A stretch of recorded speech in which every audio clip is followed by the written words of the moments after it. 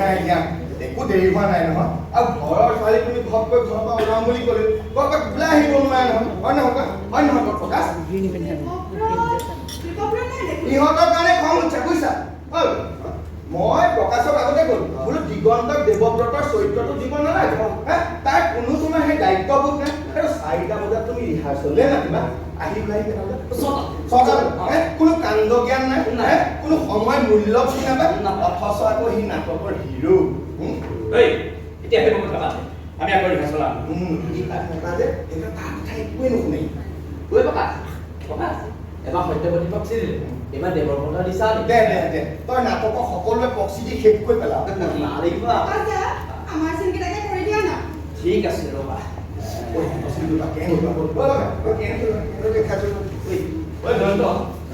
আমি আকৌ আগৰ চিনটোকে এবাৰ কোনটো শান্তনু আৰু সত্যপতি মই তেতিয়াহ'লে দিগন্ত ক'বলৈ আহোঁ হয় নেকি যা যাবা নেকি ব'লা যা তই ভাবিবি দেই